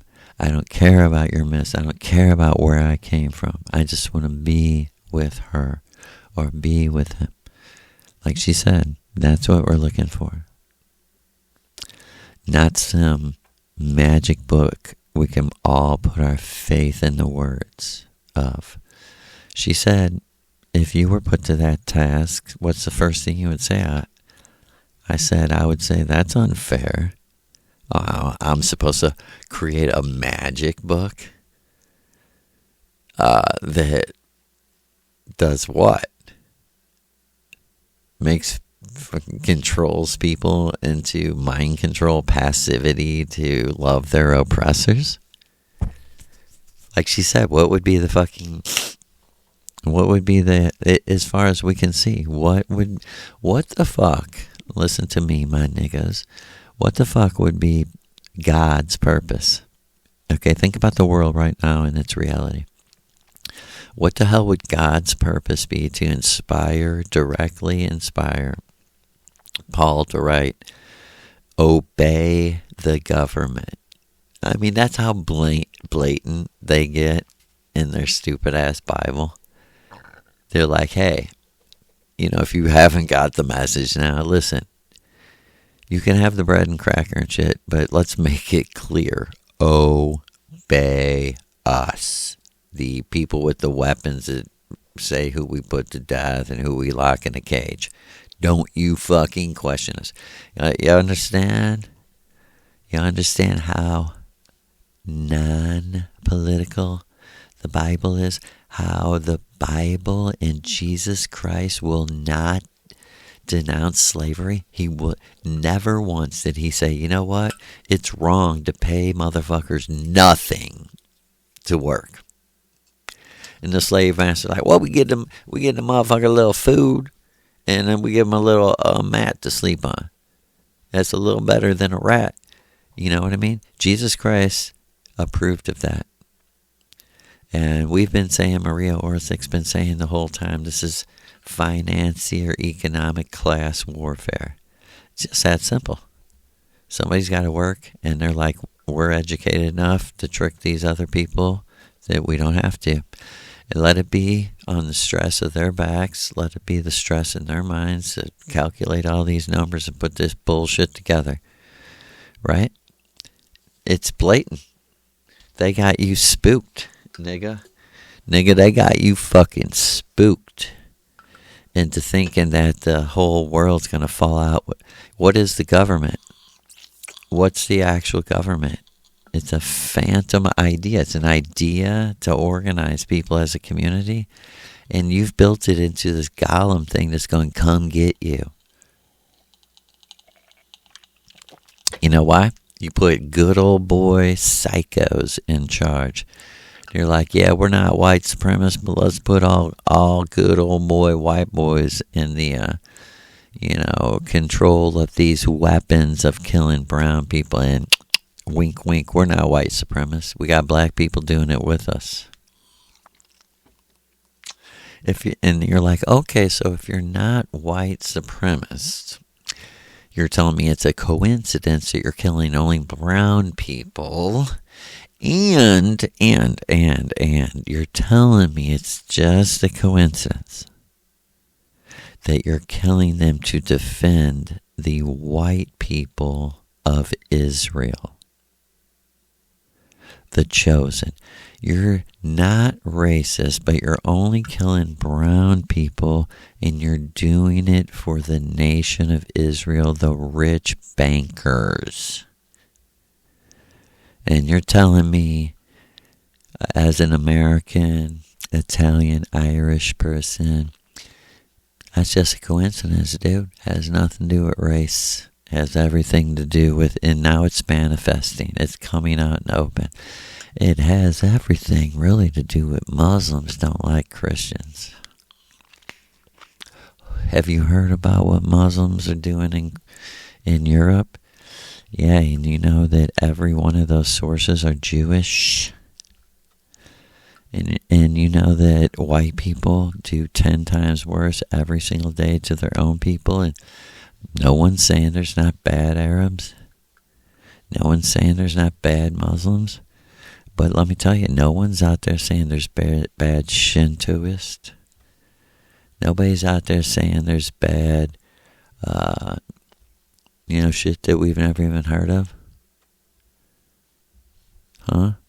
Why is this a theater? Why is this all fake and it just So you're telling me that all your aggression just happens to be aligned with Israel, the actual people who forced the Muslims into your countries. They forced them with bombs and starvation, and then you turn around and say, yeah, we hate our government for letting these Muslims come here. Your government killed their people and their families in defense of Israel. So on their behalf, look, I don't want anyone to be raped. I'm saying there's bad white Arabs. Everyone's got bad people. But on the behalf of people who were forced out of their land by bombs and that were U.S. made, fuck you. Everyone's an individual. You don't have no right to judge every Muslim because some idiots, gang raped a girl or stabbed a girl to death. Or this is the whole thing. Check this out. In Kosovo, Serbia, when it benefited us, we backed the Muslims, right? The extremist Muslims that would kill people. In Afghanistan, the Mujahideen, when they were killing other white people, Russians, when they were killing other white people, when they were killing other white, do you hear me? It's not racial. When America was funding the killing of Russians and have always hated Russia since World War II. Why? Because they lost 10 times more people than us in defense of the evil Nazis. I mean, if anyone saved the world from the evil Nazis, it's the Russians. But I'm telling you right now, the myth of Yah, the myth of... It's all been... It's very complex. But it's all been turned inside out and reversed as a curse against you. You're literally supporting, on principle, the worst possible things ever. To do this to Russia year after year for 40, 50, 60 years is the most traitorous, evil thing. You know what I mean? It's like a person that saved you in a fight. You were about to die, and they saved your life in a fight. And shit, a year later, you're following them with a baseball bat, gonna beat them in the head with it. And they turn around and go, man, you wouldn't even be here. They turn around and go, dude, 15 million men died wearing down the Nazi army on this soil of Russia. We died in our own land, defending our own land, America. And now you're going to turn on us. See, it was never the Russians that turned on the Americans. I want to say this like 50 times over. Study it and read it yourself. It was never the Russians that turned on the Americans.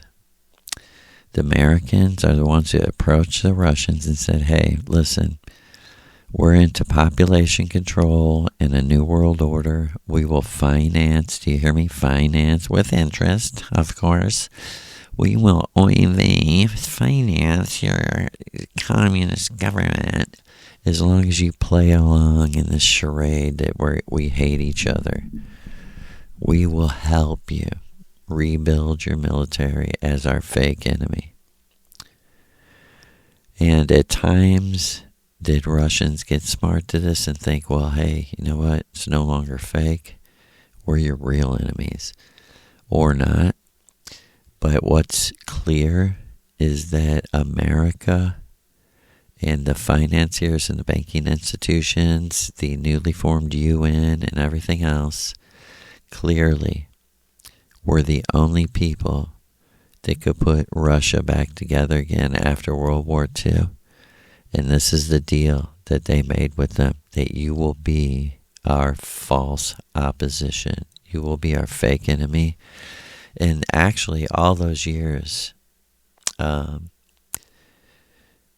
Russia nor America had nuclear weapons, they were taking each other over and showing that all these nuclear weapons are fake. They had made an agreement under the Temple of Set, under the OTO, under Thelema, under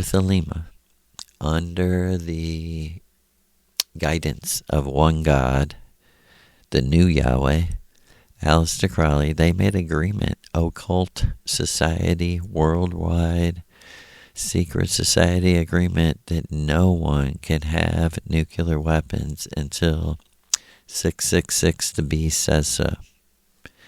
Because this is when they started their $50,000 course, or I think it's $200,000 now, right? Their course on You're Living in a Simulation. We figured it out. It's not real.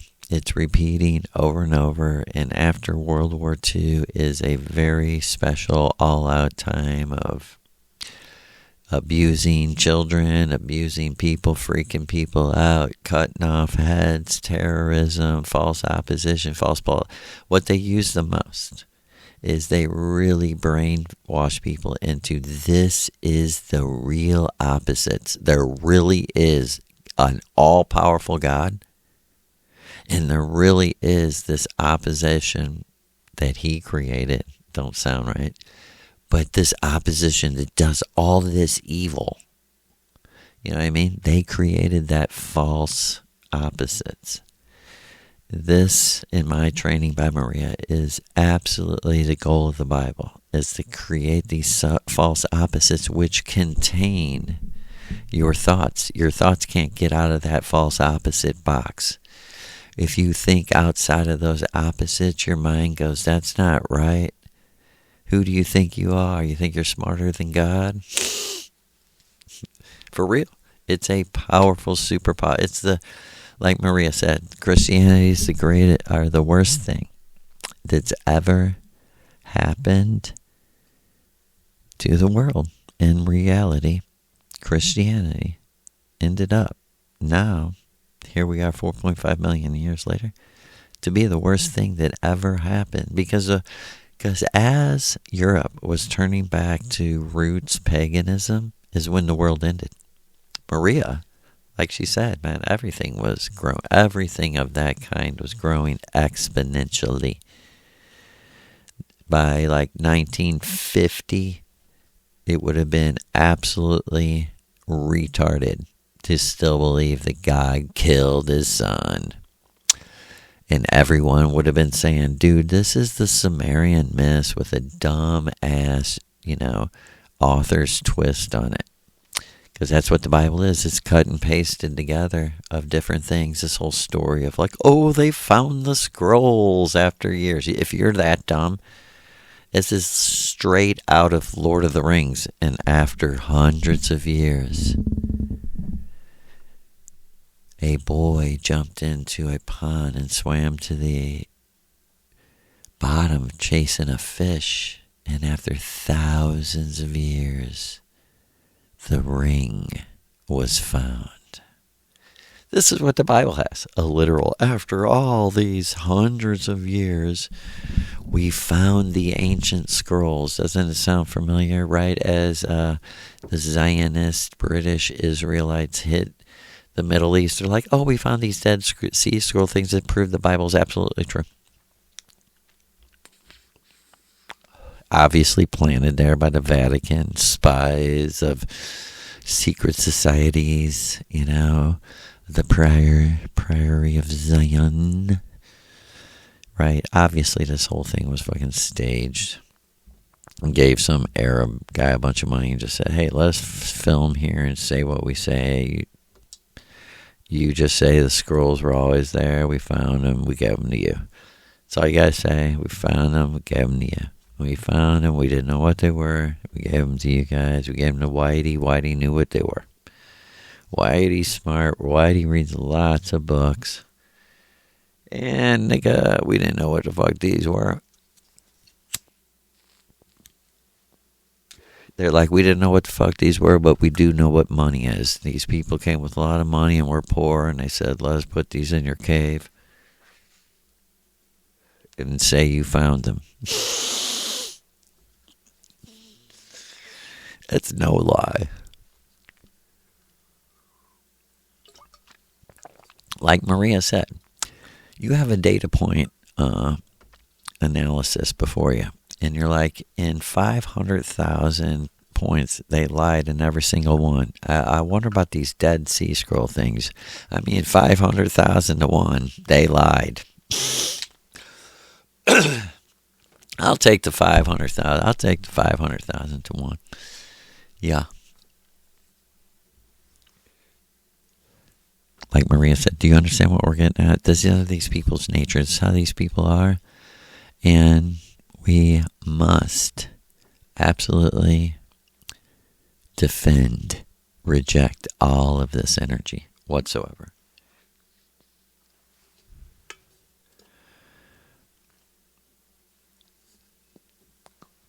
And like Lou said, so in the genius of the Matrix, like he said, I never got involved with the Bible till post World War II. He was like, of course, that's nonsense. So why would I be involved with a myth? He was like, as far as you know, I entered the scene and I began being involved in Maria's ritual. The sex magic ritual of 2 teenage girls seeking the truth about magic. Is magic real? What can we do? You know, like she said, we didn't want to be shallow, but we were like, could we levitate off the ground? And we did. We don't want to be shallow, but could we like write shit from you? Can you write through us? Like she said, what's at the heart of it, Joe? I was like, switching bodies. She's like, who's the best ever? I said, Lou. I said, you wouldn't even know he's doing it.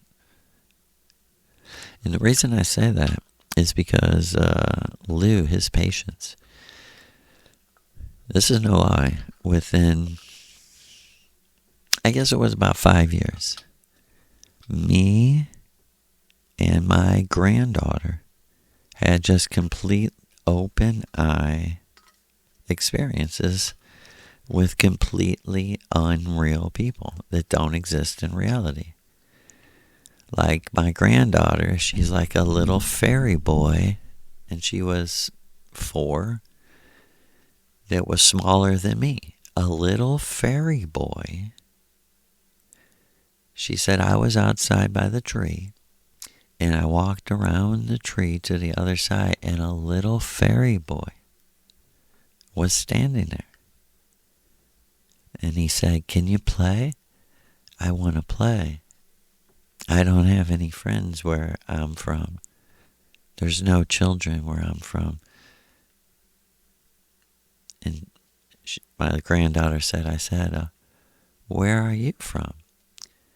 And he said, I live inside the tree. Inside the tree is another world.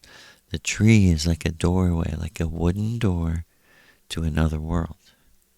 And my granddaughter said, she laughed. I was like, what? Really? You know, like, are you? I'm sure she thought he was joking, you know.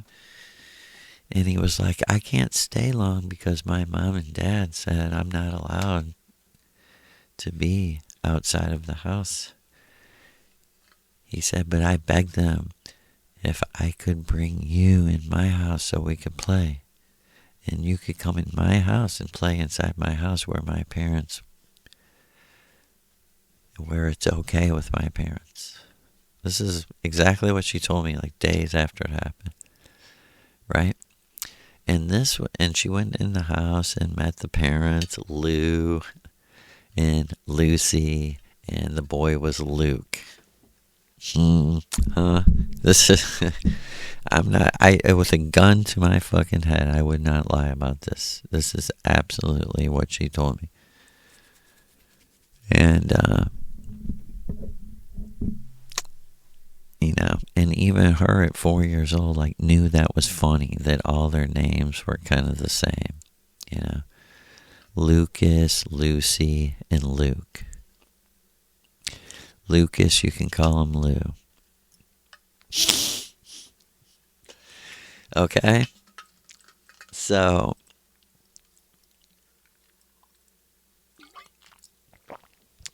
that happened. And, sorry, no lie.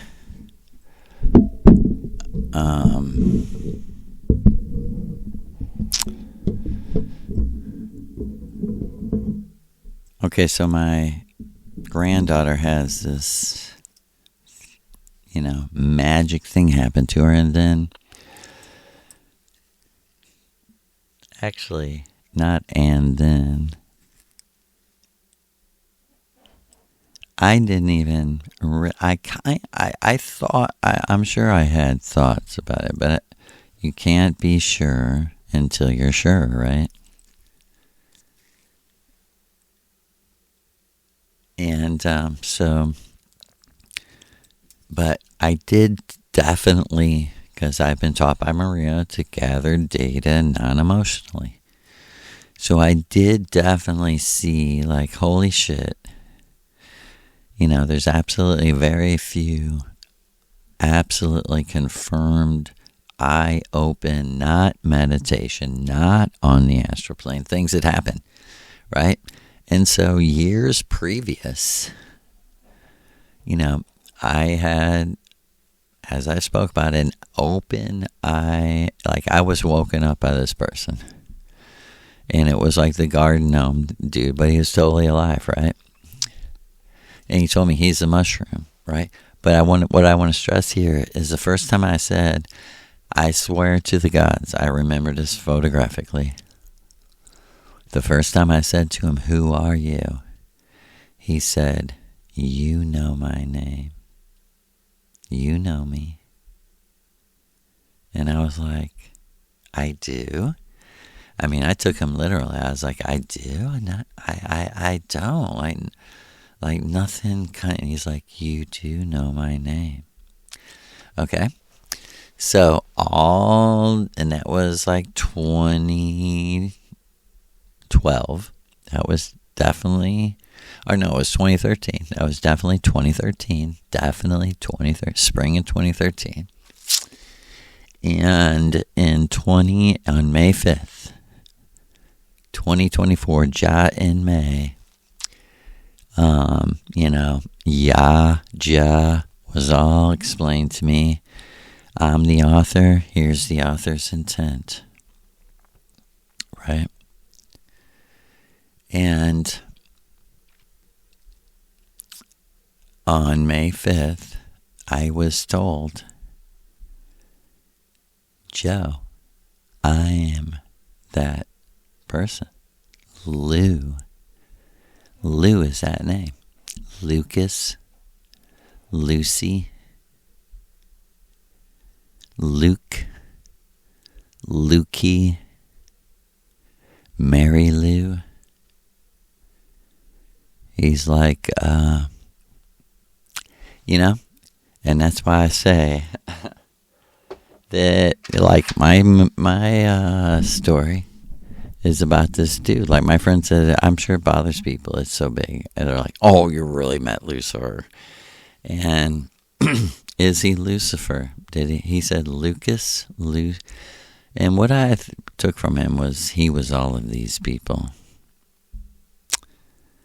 That he's very creative and very powerful. He's able to powerfully manifest his imagination, the power of creativity. He's able to manifest it in the Matrix because Lucifer, Luja, ancient Lord Shiva, is Lord and God of the Matrix.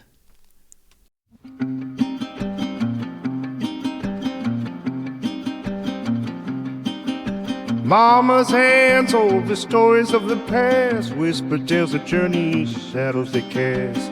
Daddy's voice echoes through the quiet night. Don't forget your roots, girl, keep them in sight. In every tear that falls, I feel them near. Roots run deep where my heart finds home. In the swell of the blues, I go on the road. Through the struggles and the pain, I still stand proud. With every strum of the guitar, I'll sing out loud.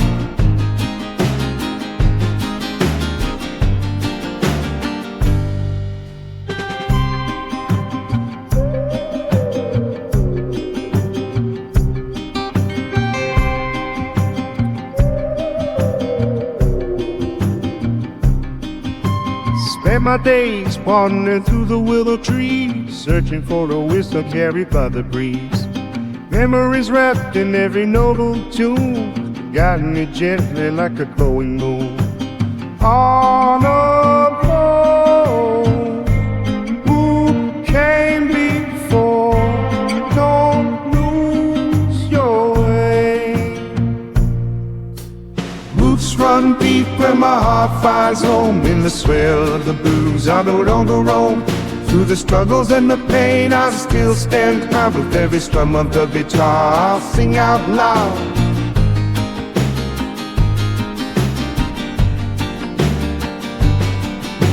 Remembering the love that will never fade. In the rhythm of my soul, their legacies laid.